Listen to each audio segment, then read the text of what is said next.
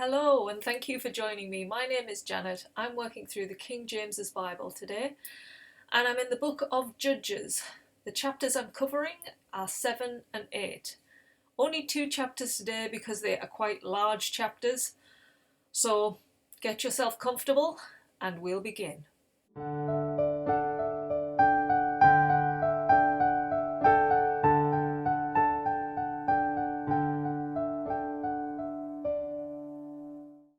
So chapter 7 starts with Gideon. Remember yesterday, Gideon was the one that God has chosen to be the new judge of the Israelites. He's putting his spirit into Gideon so that he will then get them out from underneath their enemies, the Midianites. And Gideon's new name is Jerubbaal. And it basically means that he defeated the god Baalah. So they've given him this name, but we are going to call him Gideon throughout the chapter, which is what it does in the Bible itself. So he prepares to wage war against his enemies, and he starts gathering troops together within the Israelites. So he gets quite a big army, 32,000 men in the end he gets, and he gets them ready and he camps in Harod, which is on the north side of where the Midianites are camping. So they're kind of looking over at them. And then God tells Gideon that his army, the amount of men that he's got, is too big. And Gideon's like, okay. He says you need to get rid of some of them. So he wanted him to get rid of all of the ones who were fearful. So any men that were fearful were sent home. So that ended up being 22,000 of his men went home. So then he was left with 10,000 men against a tribe of Midianites that were 135,000. So you can imagine how many men there were in a camp they were looking over, and Gideon has now just lost 22,000 of his men. He's left with 10,000. But God doesn't stop there. He says, no, you've still got too many men. And the reason is because God was thinking with the 32,000 that they might have enough to do it themselves and not believe that God was with them in that faith to do it. So he's wanting them to get to such a small number that they will see that God is on their side, will rise that faith in the Israelites to stay aligned with God. So what he does is he says to Gideon, okay, I want you to take that 10,000 men down by the river and I'm going to perform a test.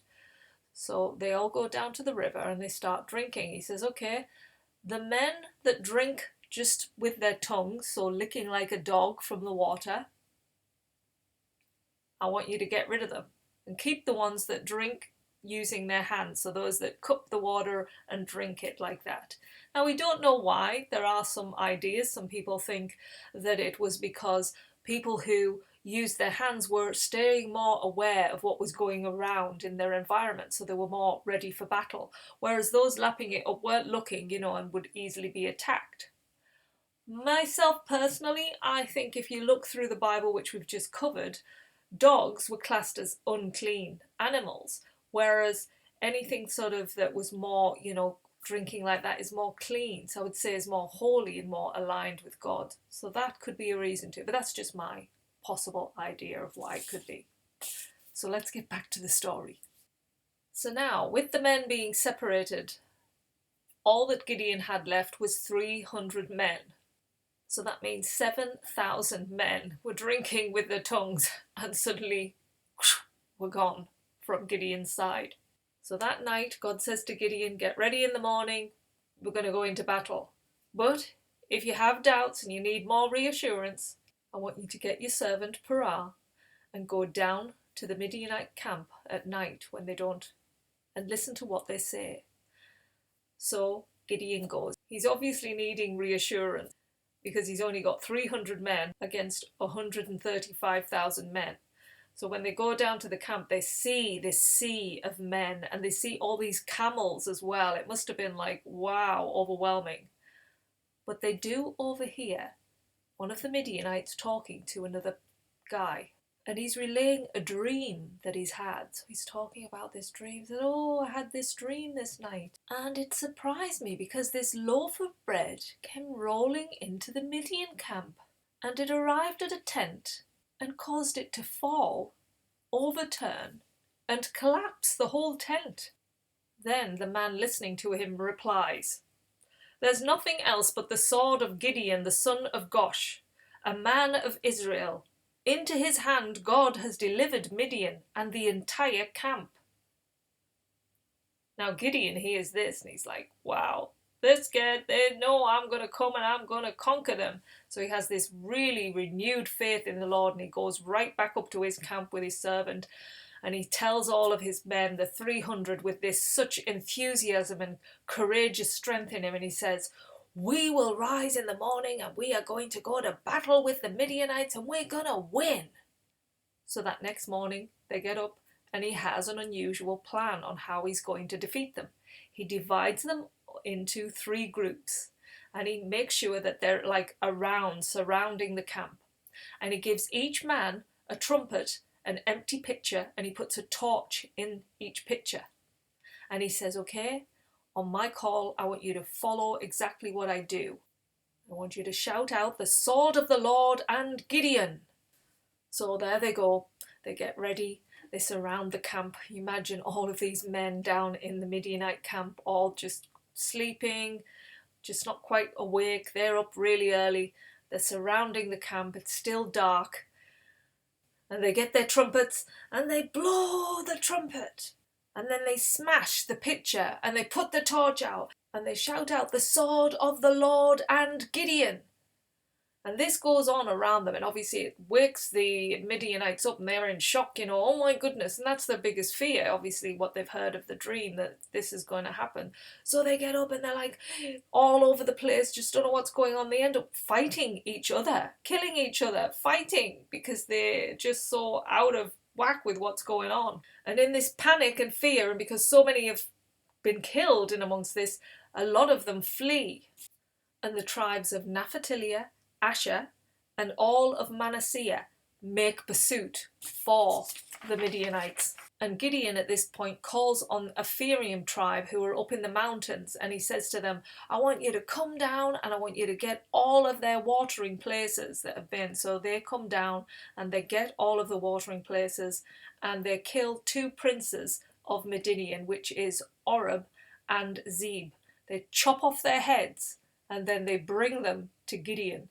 And that is where this bloody battle ends. It's quite grotesque. But remember, the king of Midian is still fleeing, and his men that are remaining are still on the run. So, although they have killed a lot of men and 2 of the princes are dead, there's still battle to be won, which is when we move into chapter 8 and we see what happens now. So to kick off this chapter, the Ephraim tribe are not happy with Gideon. It's like, hey, why did you leave us till now to get involved in this war? They wanted the glory, and they're like, why have we just come down to finish off this little bit? And Gideon says to them, what have I done in comparison to what you've done? So he kind of soothes them in a way that's saying, you've just killed 2 of the princes. You're in the glory just as much as me and my 300 men are. So this subdues the Ephraim tribe. I mean, really, why are they fighting amongst each other when they're in the middle of this battle and they've still got the Midianites to pursue? It's like, let's just get on. We have won. Let's take the glory and move forward. We've overcome a lot of our enemy. We've been in hell for a long time and now we're getting through it. But this is how it goes. So Gideon with his 300 men is in hot pursuit of the Midianites. And I mean, they're tired now at this point and exhausted. They've been going over a lot of ground. And they pass through the tribes of Sukkoth. And Gideon asks the leader there, and he says, can you give my men some bread? We are exhausted from this battle, we're winning. And the leaders of Sukkoth said, well, have you actually got the quick kings yet? Have you won? Like, we're not going to give you any bread until you actually win us. So Gideon is like, when I come back, I am going to put thorns in your side. And then he pursues through that tribe and he comes to another tribe, Peniel. And he asks them the same, can you give our men some bread? They've been through this battle and they're the same, exactly the same as Sukkoth. So Gideon is even more angry with them. He's like, I'm going to come back and I am going to burn down your towers. You are gone when I come back. So off he goes carries on his pursuit, obviously exhausted, not being fed, and just carrying on. At this point, we have the kings getting to sort of a feeling that they're in a safer place, the Midianite kings, and they've got 15,000 men. That's all they have left out of the 135,000 that they previously had. So whilst the Midianite kings, Zebah and Zalem, whilst they're secure and comfortable, this is when Gideon makes his attack. And he captures the two kings, and then he goes back to those two tribes that turned their backs on him. First, Succoth, to basically say, look, I've got the two kings, yeah? You didn't think I could do it, did you? Right, well now I'm going to attack you. And so he basically creates big public humiliation for these people. Then he goes to the tribe of Peniel and he burns down their towers and kills all of their men. So after all of this, the Israelites are in real praise of Gideon and they want him to be their ruler. And he doesn't want it. He's like, no, I'm not your ruler. God is your ruler. Don't want to take that. But what I will take is from the Midianites, I'll have all the gold earrings. Can you give me those? And the people willingly give him those. But this is a slow downward spiral for Gideon because he is getting more wealthier than the people he's actually with. You know, he's giving that level above him, and he makes this ephod, which is what one of the priests had. He makes one of those, and then the Israelites start worshipping it in a way. And it just, this slow demise, you see, of Gideon. He starts sleeping around, so he has a lot of wives. He ends up with 70 sons. And although they have peace for 40 years, they're not fighting amongst each other and they have, you know, a better life. They're not being ruled by their enemies. They are slowly going back into their sinful ways. And it also points out here that Gideon also has a son to one of his concubines, and the name of that son is Abimelech. And then Gideon dies at a good old age. We don't get the number, just says a good old age, so he must have lived well, really. He lived a long life, and he's had a lot of children, so it obviously was a long life after that battle.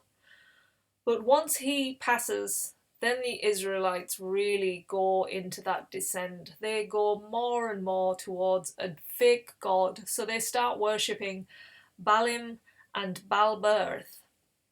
They make an altar to them, and they have like a covenant with these fake gods. And they have just totally turned their backs on God, who's just got them away from their enemies. And even Gideon and his household, they're really unkind to those who have got them out. It's just, it ends this chapter with the real demise again of the Israelites, of how low can they go. And they've gone pretty low. So there we have it. Two very dramatic chapters. Lots of fighting, war, clever ways of getting it, showing that you don't need a lot of men if you have a cunning plan.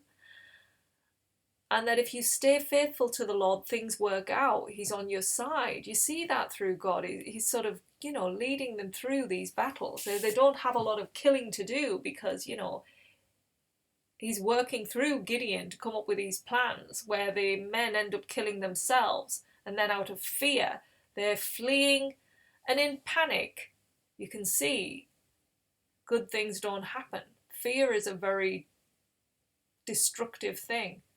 Fear and no faith, two destructive things.